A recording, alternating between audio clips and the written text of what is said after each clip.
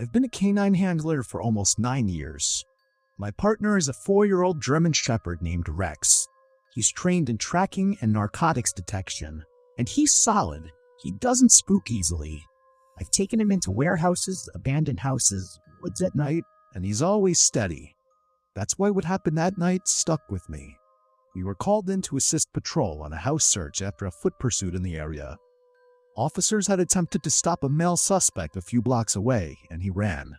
They chased him through backyards and lost sight of him near this property. A side gate to the yard was found open and the back door of the house was unlocked. Neighbors had also reported hearing a struggle in the backyard, which added to the urgency. Patrol swept the first floor, but weren't comfortable calling it safe. They believed the suspect may have forced his way inside and could still be hiding somewhere in the house. Rex and I arrived about 20 minutes later. The house was a 2-story place in a quiet subdivision. There were no signs of forced entry from the front. The officers on the scene briefed me quickly. Long story short, they told me there were no obvious signs of struggle, just the open access at the rear of the house and the fact that the suspect had vanished within yards of it. I put Rex on a short leash and gave him the search command. He pulled forward immediately, moving from room to room on the first floor. The living room was clear, kitchen was clear, and laundry room was clear, so we moved upstairs. Up there was a narrow hallway with 3 bedrooms and a bathroom. There was no fresh air up there and no drafts. All the windows seemed to be closed. As to be expected, as the neighbor reported that the owners of this house were not in town. Rex and I went into the first bedroom, then the second bedroom. Then he pulled toward the bathroom at the end of the hall. I examined the little bathroom, and overall it seemed clean. Nothing was out of place in any of the rooms. Rex sniffed around the room, the edge of the vanity, the floor, then he froze. His ears went forward, and his body stiffened up. He started growling, looking outside the bathroom door. His growls then turned to barks. He was staring out into the hallway, growling and barking at something out there. I stepped backwards out of the bathroom with him. "What is it?" I said quietly. Rex was locked onto something down the hallway. The very end, near the last bedroom door, I saw what he was barking at. This figure standing there. This tall, dark, completely still figure, and it didn't look like any of the officers downstairs. They also would have in some way announced their presence to me. I identified myself as police, and that there was a canine with me. But there was no response to this. Then I just flat out asked, "Who is that?" Still no response. Rex was pulling in the opposite direction, something I'd never seen him do before. He didn't want to go down the hall. Then the figure turned and walked into the bedroom at the end of the hall. I knew every officer on scene. I knew where they were positioned. None of them were upstairs with me. Rex planted his feet when I tried to move forward. He pulled backwards hard. He did not want to go down that hallway. I drew my weapon and said over the radio that I had possibly located the suspect at the end bedroom. "Start making your way up." I pulled Rex forward, and he resisted the entire way. He kept looking at me like he didn't understand why I was making him go. When we reached the bedroom doorway, he refused to cross with me. I stepped into the room first with my gun raised, but it was empty. Like completely empty. Just a bed against the wall and a dresser across from it. I waited for the others to get up there before fully entering the room. And when we finally entered, there was no one standing in there or hiding under the bed. The window was closed and even the closet was empty. There was no kind of attic hatch or crawl space door. Rex stayed in the hallway. He wouldn't step foot into the room. I expected the others to doubt me, but they saw Rex and the way he was acting. One of them tried coaxing him into the room. He refused. We searched every inch of that bedroom. We checked the walls for false panels. We checked the bathroom again. We checked the other bedroom. There was not a single trapdoor anywhere. If it weren't for Rex, I feel like I'd have gone crazy. After about 20 minutes, I told the others I had to take Rex out of there. But before we left, he kept glancing back down the hall at that bedroom. As soon as we stepped outside into the night air, he relaxed slightly. When he was in his crate, he curled up immediately, but he didn't look at me the way he usually does after a search. Patrol wrapped up not long after. I've replayed that moment 1,000 times in my head. I think I believe it was a real person, the suspect even, but I don't know how they escaped that room, or why Rex behaved that way. Maybe more suspicious people than me will say what Rex and I saw was a ghost. Rex has never reacted like that before, or since. He's tracked armed suspects without hesitation and entered a lot more stressful environments than that house. But that room, he wouldn't step inside. I trust that dog more than I trust my own instincts. Just about everyone in my department has at least one unexplainable night call, and this one was mine. When I turned 21, I joined the police force in a remote town that I won't name. The department needed new officers, and I was a young father who needed money, so the timing was perfect. Because I was a rookie, they assigned me to the night shift. It ran from 6 at night to 6 in the morning. The guys at the station sometimes tease me about my hours, saying that I always worked the crummiest shifts. I actually didn't mind them. I've always been a night owl. Besides busting people for speeding and pulling over the occasional drunk driver, I spend most nights sitting back listening to podcasts. In a weird way, it was kind of relaxing. After a year in the department, something happened one night that changed everything. A severe thunderstorm rolled into town and caused major power outages. Torrential downpour flooded most of the major roads. To be in the best position possible when accident reports came in, I parked my cruiser in a parking lot in the middle of town. At 2 a.m., our dispatcher Claire radioed in. She reported that someone who sounded like an adult male claimed to have been kidnapped. They told her they were held captive inside someone's home. Then the call ended. When she redialed, the caller didn't answer. My cruiser had a built-in computer display that showed all the call details. Based on the address, I was about 10 minutes away, so I was probably the closest officer. I radioed in and told her I'd respond. I also requested backup. Another new officer named Chris chimed in and said he'd be on location in 5. Claire clicked on her radio but hesitated for a few seconds over the static. Then she said the caller sounded like they were altering their voice in some way, possibly through digital means to make themselves sound like a child. She used the specific phrase, "like a young girl." She concluded that officers should proceed with extreme caution. All of us were pretty close at the station, so we felt nervous for one another during high-risk cases like this. I radioed back and said 10-4, then drove off to the scene. When I turned into the neighborhood, I saw that every single street lamp was out. The entire block had lost power. That meant we would have low visibility into the home we were investigating, which put us in greater danger. I followed my GPS to the end of the street where the house was, and I saw that Chris had already beaten me. His cruiser was idling in front of the house. I pulled up next to him and rolled down my window. Chris commented on the home's poor condition. I glanced ahead, taking it in for myself. The grass was knee-high, overgrown bushes blocked out the windows. The roof was dented in several areas and had a ton of missing shingles. It looked completely abandoned. This sent off alarm bells in my head. You can gather a lot about someone's mental state by how they treat their living space. I told Chris I'd take the lead. We both stepped out of our cruisers into the pouring rain, opened our umbrellas, and followed a waterlogged path up to the door. Chris clicked on his flashlight. Whenever a second officer like Chris is present during an investigation, their entire job is to protect the leading officer by monitoring the suspect's body language. If the suspect makes a move on the cop that's interrogating them, they neutralize the threat. Chris made the perfect backup, because he was both observant and calm under pressure. This allowed me to focus solely on the suspect's story and if I was hearing the truth. When we reached the door, I rang the bell. Then we stood there, listening for movement inside. After a few seconds, footsteps shuffled up to the door. Then they paused.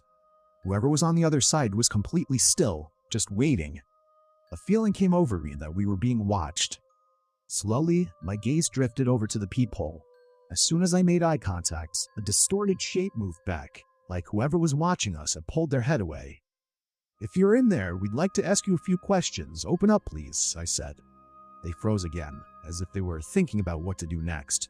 Then the lock started turning and the door creaked open, but only by a foot. From the darkness, a man peeked out of the crack. He looked like he was in his early 30s. He was overweight, balding, and wore thick-brimmed glasses. I took a single look into his eyes and sensed that he was hiding something. I informed him that we'd received a call from his address of someone claiming to have been kidnapped. The man acted confused. He apologized and told us it must have been a pocket dial. I asked him if it was a pocket dial, then how could he explain the voice in the phone call? For a split second, the man averted his gaze, then said he didn't know anything about a voice. I asked him if there was anyone else in the house, and he said he lived alone. Then I told him that for safety reasons, we needed to have a look inside. Not without a warrant, he said. These days, a warrant can be obtained in minutes. I went back to my cruiser, called dispatch, and requested communication with the on-call magistrate. 5 minutes later, Claire came back on the radio and told me the judge approved a telephonic warrant and emailed it. We were clear to enter. I showed the warrant to the man. He reluctantly pulled the door open, and I could see that his hands were visibly shaking. I clicked on my own flashlight and stepped inside. A putrid smell immediately hit me. I scanned around to find the source and saw a hallway straight ahead and a room directly to my right. I shined my light into the room and saw what looked like a living room. It was absolutely disgusting. Piles of clothes and stacks of dirty dishes were spread across the carpet. Cockroaches were even crawling all over them. A couch that looked like it was pulled off the side of the road sat at an angle against the wall. This man obviously used this room as his living space. I'd seen these sorts of living conditions in drug cases before. When I turned to look back at the man, he shifted uncomfortably. I made a mental note to check for paraphernalia once I'd confirmed the house was safe. Then I stepped toward the hallway. My foot struck something. I looked down. In the beam of my flashlight, I saw a pink Barbie doll playhouse that I knew I'd seen before. I thought about it and realized I'd bought this exact set for my daughter last year on Christmas. I asked the man if he had kids. He said no, but explained to us that sometimes his nieces came over, so he kept a few toys around for them. Chris and I exchanged a look. No mother in their right mind would allow children into this environment. I told him this was his last chance to tell me if anyone else was in the house. He assured me there wasn't. I started my way down the hallway, and the man followed, saying that nothing was down there. Chris yanked him back by his arm and ordered him to stay put. The hallway had an open room on either side and a closed door at the end, which was probably the basement. I peeked inside the first room, scanning from right to left, and saw more children's toys and even items like diapers scattered across the floor. In the corner, the dark shape of a person was hunched over. I drew my weapon, only to realize that it was a doll sagging its head down in a rocking chair. The shock of that visual made my heart pound. I leaned against the doorframe and steadied my breathing. Chris asked me what I had seen. Before I could respond, I started studying the doll. It was the largest one I'd ever seen, every bit as big as a person, and the man had dressed it in women's clothing. On the bed beside it, ladies' blouses, jeans, and lingerie were folded into neat piles. Each pile was separated by color.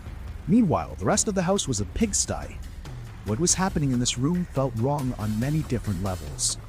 All clear, I told Chris. I moved further down the hall and glanced into the second bedroom. This one was empty. I reached the final door at the end of the hall when from behind me, the man called and asked if I'd like to see the upstairs instead. I told him yes, but first I was going to see the basement. The man said again that there was nothing down there, and I heard Chris tell the man to stay still, which meant he was probably trying to follow me down the hall. The closer I moved into this part of the house, the more agitated he became. I reached for the handle, twisted the knob, and pushed the door open. It squealed on its own hinges. A set of wooden steps descended into a pitch-black room. I shined my light down. I could only see the area that surrounded the landing. It looked equally as messy as the upstairs. From deep inside the room, in an area I couldn't see, something rattled. I told Chris that I heard movement. The man responded instead, apologizing to me and Chris over and over. Even though it was the last thing I wanted to do, I had no choice. The man was lying to us. Someone was down there. I headed down the staircase. Each step creaked under my weight. The rattling noise from inside the room grew louder. Behind me, the man repeatedly begged us to stop looking around. I neared the landing and swept my flashlight across stacks of boxes. No one appeared in my line of sight. Across the room, there was another door. The noise was coming from there. I drew my weapon. I commanded whoever was inside to come out slowly with their hands up. Whoever was inside stopped moving. I shouted the same command a second time. The door remained shut. I crossed the room, sliding between boxes and old furniture that blocked the way. My sights were trained on the door. When I stood within several feet, I paused, listening. Whoever was inside also remained perfectly still. My anxiety ticked up with each second. So many things could go wrong in this situation. I moved to the side of the door frame in case they were armed and tried to fire through the door. I reached for the knob, grabbed on, and twisted. Then I swung the door open. I was still hidden to the side of the frame. If anything besides empty hands emerged, I would have to use deadly force. After several agonizing moments, nothing came. I said a quick prayer, then aimed my weapon right into the room. What I saw, I can't go into detail on, but basically, this is what happened. A man in his mid-40s was being held captive in that basement. He was a father of 3 and a respected member of the community. Months after he went missing, everyone, including his family, assumed he was dead. After 2 years in captivity, he finally got the chance to escape. Earlier in the night, before we arrived, the homeowner brought the victim's dinner down and made the mistake of leaving his phone behind.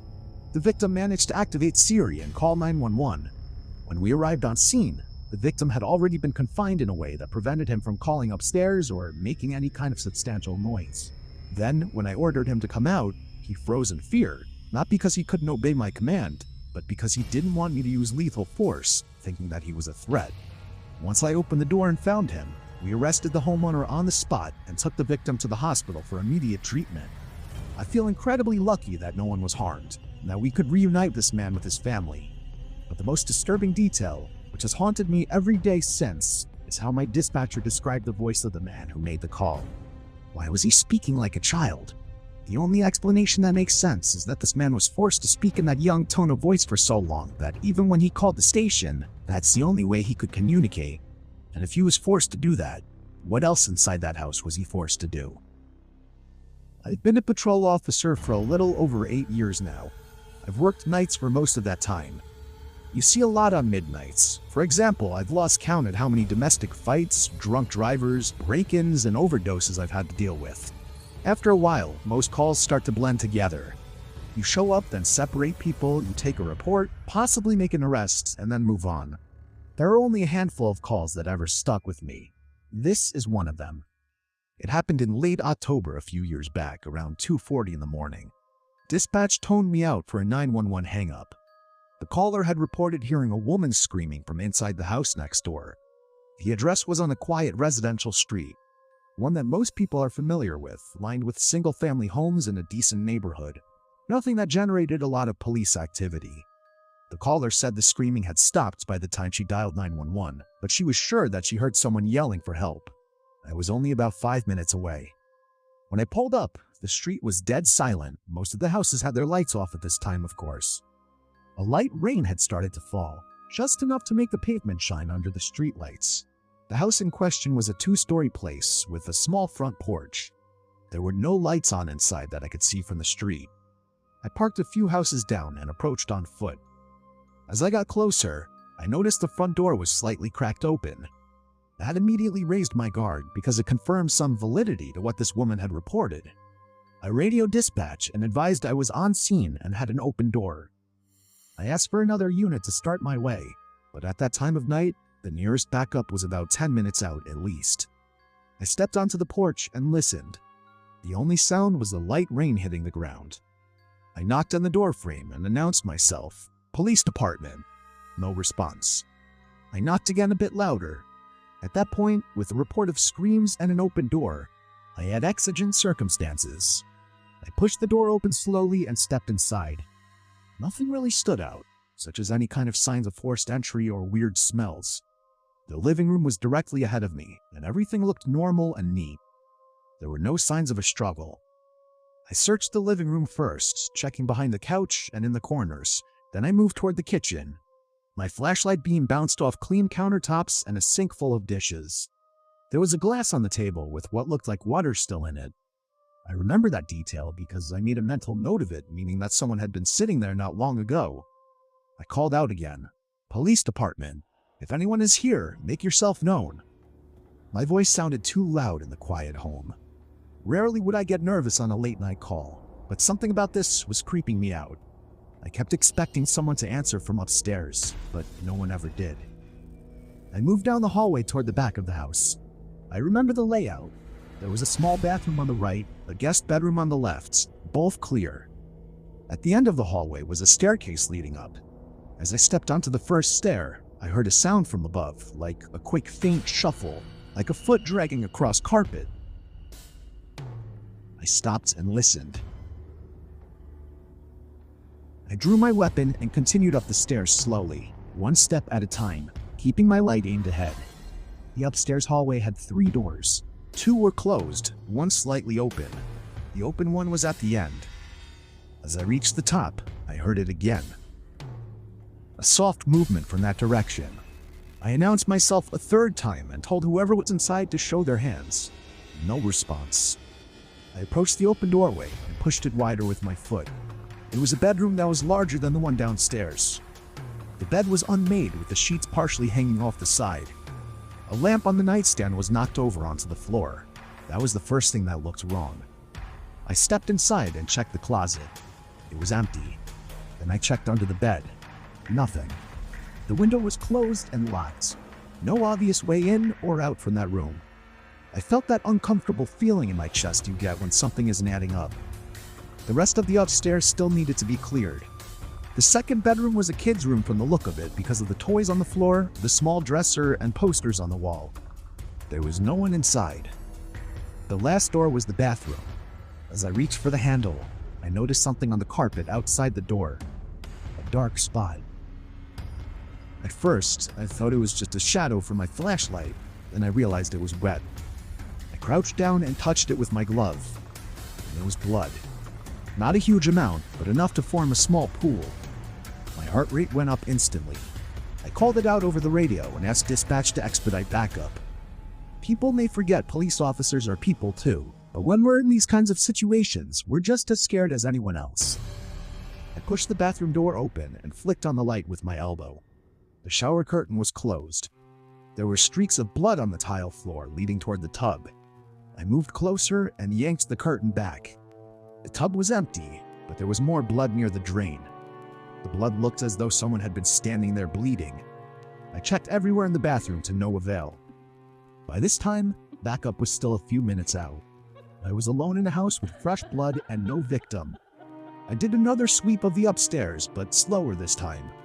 That's when I heard a faint sound from below, like a floorboard creaking under weight, and it came from the first floor. I moved back toward the stairs and aimed my light down into the darkness.